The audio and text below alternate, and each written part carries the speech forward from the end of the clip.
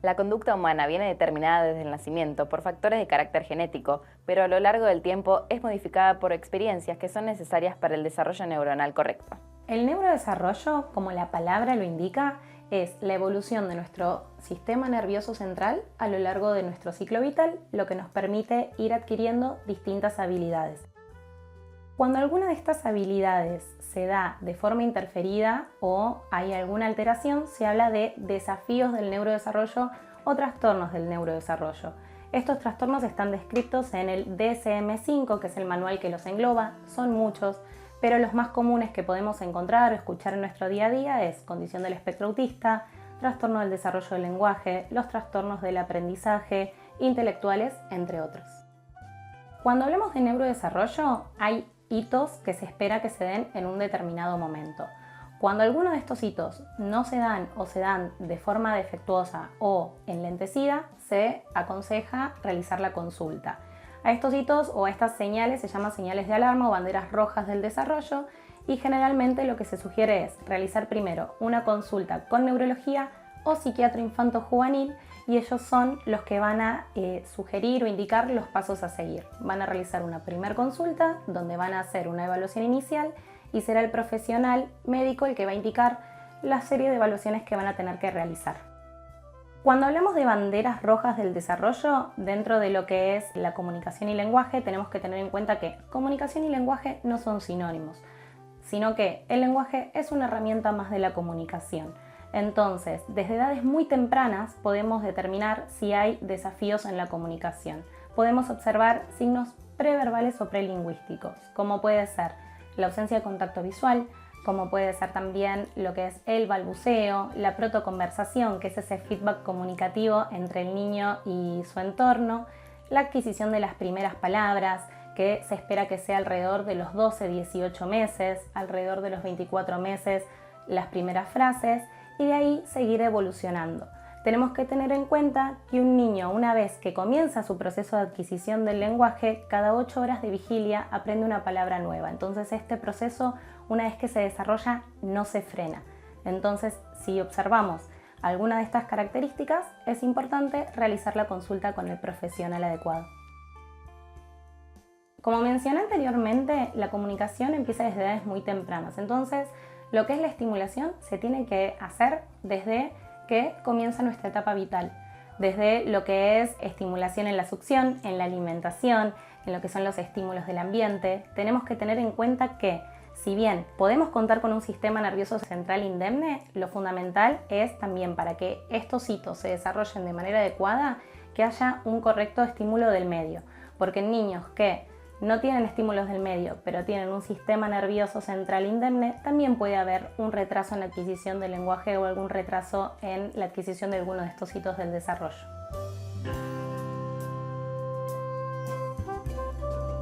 El desarrollo infantil supone una interacción entre el organismo y el ambiente en el que se desenvuelve. La fonoaudióloga se va a encargar de evaluar todos los aspectos vinculados con la comunicación y el lenguaje. Entonces, cuando observemos alguna bandera roja en estos aspectos, es importante realizar la consulta con esa profesional, realizar una evaluación donde nos va a marcar las características comunicativas y del lenguaje de nuestro niño y en base a eso poder plantear objetivos específicos para sus necesidades y particularidades. Tenemos que tener en cuenta que el lenguaje nos interfiere en todos los aspectos de nuestra vida, nos ayuda a regularnos socialmente, a vincularnos, a regular nuestra conducta y a recibir la información del mundo. En cuanto a las técnicas de intervención o estrategias de intervención, tenemos que pensar que para eso es importante realizar una evaluación y tenemos que tener en cuenta las características de cada niño o de cada paciente. ¿Por qué? Porque no van a ser las mismas estrategias en un niño que tiene lenguaje o un niño que sea no verbal. Por ejemplo, cuando llega a la consulta un niño que es no verbal, si bien nuestro objetivo va a ser siempre estimular el lenguaje, tenemos que lograr que ese niño pueda comunicarse de forma efectiva. Entonces, lo que podemos utilizar son los llamados sistemas de comunicación aumentativa alternativa, que lo que hacen estos sistemas es ayudar a brindar una comunicación funcional, que ese niño o niña, independientemente de que pueda o no desarrollar el lenguaje, pueda comunicarse de forma efectiva con el ambiente. Entonces, dentro de esos sistemas de comunicación o estrategias que se pueden utilizar, se encuentra el sistema PECS, que es por intercambio de imagen, el sistema de comunicación bimodal, que es a través de gestos, que no es lenguaje de señas, sino que es un sistema de comunicación diferente, y lo que es el sistema de leer para hablar, que es un sistema que trata de alfabetizar tempranamente para que pueda utilizarse como un medio de comunicación. Y por otra parte también siempre vamos a estar estimulando el lenguaje tanto en la vertiente expresiva como comprensiva. Tenemos que tener en cuenta que estos sistemas comunicativos no van a interferir en el desarrollo del lenguaje, al contrario, van a ayudar a estimularlos porque el niño va a poder comunicarse de forma efectiva. A la hora de lo que es la intervención es fundamental el rol de la familia, principalmente en primera infancia. ¿Por qué? Porque como dije anteriormente, el lenguaje es una función que nos permite vincularnos con el entorno. Nosotros adquirimos el lenguaje para generar un intercambio con un otro. Entonces es fundamental que haya alguien que nos acompañe. Las familias tienen que tener recursos para estimular en casa. Algo fundamental es que en niños que no presentan desafíos del neurodesarrollo, el lenguaje se da de forma incidental. ¿Qué quiere decir esto? Que el lenguaje se aprende espontáneamente, no necesitan de un proceso de aprendizaje consciente. Cuando hay desafíos en el neurodesarrollo, desafíos en la comunicación y el lenguaje, este proceso se da de forma explícita. Los niños necesitan atravesar por ese proceso de enseñanza y requieren de más estímulos y repeticiones de una palabra para poder adquirirla. Entonces es fundamental el trabajo en casa. Tenemos que tratar de reducir el uso de pantallas. Las pantallas, según la Organización Mundial de la Salud, están prohibidas en menores de 5 años.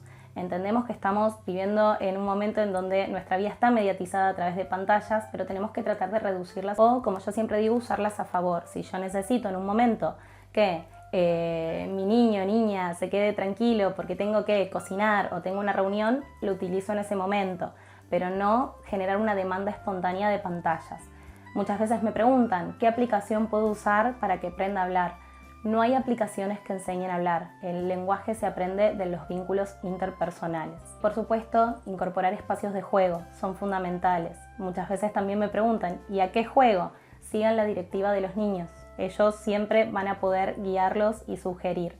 Y a través del juego vayan modelando, nunca corregir a través de negativa, de no, así no se dice. Tenemos que pensar que cada vez que nuestro niño o niña se quiere comunicar, va a estar haciendo su mejor esfuerzo. Y si no le entendemos o la palabra no le sale de la manera adecuada, aprovechamos esa oportunidad para darle el modelo correcto, pero nunca corregir con negativo. El neurodesarrollo es un proceso que se va produciendo por ciclos y no de manera lineal. Por eso es muy importante brindarle una amplia variedad de estímulos necesarios para los niños. Si querés ver más de estos contenidos, suscríbete a nuestro canal de YouTube y seguinos en las redes sociales como @FISPSalud.